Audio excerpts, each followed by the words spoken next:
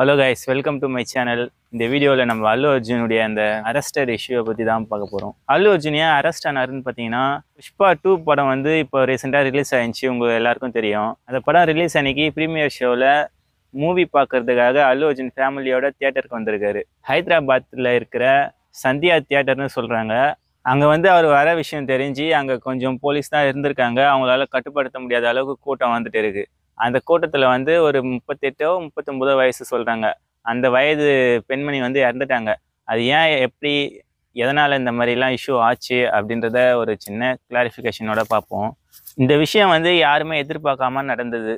இது வந்து அல்லு அர்ஜுனுமே வருத்தப்பட்டு நான் ரொம்ப கஷ்டப்படுறேன், இந்த விஷயம் வந்து ரொம்ப மனசு கஷ்டமாக இருக்குது அப்படின்னு சொல்லியிருக்காரு. அந்த குடும்பத்துக்காக ஒரு 25 லட்சம் டொனேஷன் மாதிரி கொடுத்துருக்காரு. இது ஒரு நல்ல விஷயம்தான். இருந்தாலுமே அவங்க இறந்து போனவங்க திரும்ப வரமாட்டாங்கல்ல. அந்த பெண்ணுடைய பசங்களுமே இப்போ ஹாஸ்பிட்டலில் தான் இருக்காங்களாம். இது வந்து யார் மேலே தப்புன்னு கரெக்டாக குறிப்பிட்டு சொல்ல முடியாது. அல்லு அர்ஜுன் என்ன சொல்கிறாருன்னா, நான் எப்போவுமே என் படம் ரிலீஸ் ஆகும்போது ஃபேமிலியோடு வந்து தியேட்டருக்கு பார்க்குறது வழக்கம் தான் அப்படின்ட்டு சொல்லியிருப்பாரு. அல்லு அர்ஜுன் வந்து தியேட்டருக்கு வர விஷயம் எப்படி பார்த்தாலும் அந்த தியேட்டருக்கு தெரிஞ்சு தான் ஆகணும். தியேட்டருக்கு இன்ஃபார்ம் பண்ணாமல் அவர் வரமாட்டார். ஒரு பெரிய ஹீரோ, அவருக்கு ஃபேன் பேஸ் நிறையா இருக்குது. அந்த அளவில் இருக்காருனாக்கா, இப்போ ஒரு தியேட்டருக்கு படம் ரிலீஸ் ஆகும்போது பார்க்குறதுக்கு வராருனாக்கா கண்டிப்பாக அந்த தியேட்டர் ஓனருக்கு சொல்லியிருப்பார். அப்படி அவர் சொல்லி வந்திருந்தாருனாக்கா இது வந்து அவருடைய மிஸ்டேக் இல்லை, இருக்கவே தியேட்டர் சம்மந்தப்பட்ட பிரச்சனை தான். இதில் அரெஸ்ட் பண்ணணும்னா அவங்கள தான் அரெஸ்ட் பண்ணணும், இவர் அரெஸ்ட் பண்ணக்கூடாது. அப்படி சப்போஸ் இவர் வந்து தியேட்டருக்கு இன்ஃபார்ம் பண்ணாமல் வந்துட்டாருனாக்கா இவர் மேலேயும் மிஸ்டேக் இருக்குது. அப்படியே இன்ஃபார்ம் பண்ணாமல் வந்திருந்தாலுமே ஒரு தியேட்டருக்குன்னா இந்த மாதிரி பாப்புலராக இருக்கிறவங்க வருவாங்க தான். அதுக்கேற்ற மாரி அங்கே செக்யூரிட்டி கார்ட்ஸ் இல்லை பாதுகாப்புக்கான நெறிமுறைகளை வந்து தியேட்டர் வந்து கரெக்டாக வச்சுன்னு தான் இருக்கணும். அதனால் இது வந்து அவர் சொல்லிட்டு வந்திருந்தாருனாக்கா அவர் மேலே தப்பு இல்லை. அவர் சொல்லாமல் வந்திருந்தாருன்னா தியேட்டர் ஓனர் மேலேயும் தப்பு, அல்லு அர்ஜுன் மேலேயும் தப்பு.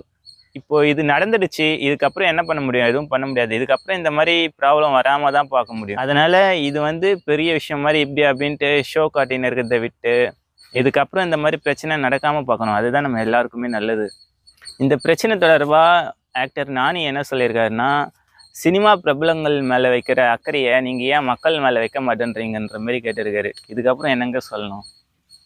அரசியல்வாதிங்க, ஊடகங்கள் எல்லாருமே சினிமா துறையில் இருக்கிற பெரிய பெரிய பிரபலங்களையே வேவு பார்த்துன்னு இருக்கீங்களே, முதல்ல போயிட்டு மக்களில் இருக்கிற பிரச்சனைகளை தீர்க்கறதுக்காக உங்களுடைய செல்வாக்கை யூஸ் பண்ணுங்கன்ற மாதிரி சொல்லியிருப்பார். பிரபலமாக இருக்கிற ஹீரோ இல்லை ஹீரோயினி அவங்களுக்குள்ளே நடக்கிற அந்த டிவைஸ் பிரச்சனை, அது மட்டும் இல்லாமல் அவங்க பர்சனலாக நடக்கிற சின்ன சின்ன பிரச்சனைகளெல்லாம் அப்படியே பெரிய பெரிய விஷயமா பிரேக்கிங் நியூஸில் போகிற நியூஸ் சேனலுங்கெல்லாம் மக்களுக்கு ஒரு பிரச்சனை நடக்கும்போது அதை போகிறது இல்லை. அது ரொம்ப பெரிய பிரச்சனையாக வெடிக்கும் போது தான் பிரேக்கிங் நியூஸில் வருமோச்சு. சின்ன சின்ன பிரச்சனைகள்லாம் பிரேக்கிங் நியூஸ் வர்றதில்லை. அதனால் நானே சொன்னது வந்து 100% கரெக்டு தான்.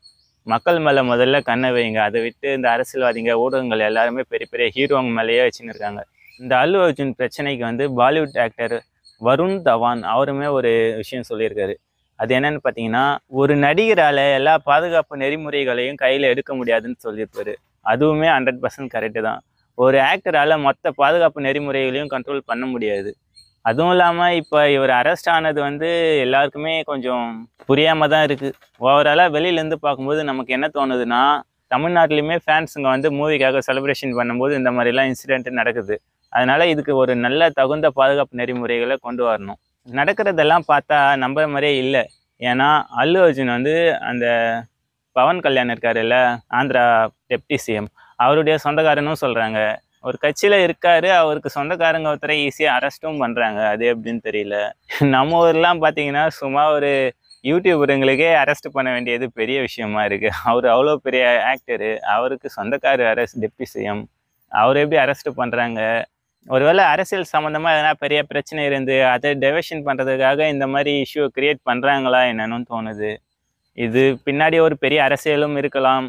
இந்த மாதிரி இன்சிடெண்ட் அப்பப்போ நிறைய நடந்துட்டு தான் இருக்குது. அதனால் இந்த மாதிரி நடக்காமல் இருக்கிறதுக்காக ஒரு புது பாதுகாப்பு சிஸ்டம் வந்து கொண்டு வந்து தான் ஆகணும். அல்லு அர்ஜுன் அரெஸ்ட் ஆனதை பற்றி உங்கள் கருத்து என்னன்னு கீழே கமெண்ட்டில் சொல்லுங்கள். தெரியாதவங்க நிறைய பேர் தெரிஞ்சுக்கவும் வாய்ப்பு இருக்குது. இவன மாதிரி பைத்தியக்காரனுக்குலாம் எவன்டா பெயிண்டிங் கான்ட்ராக்ட் கொடுத்தது?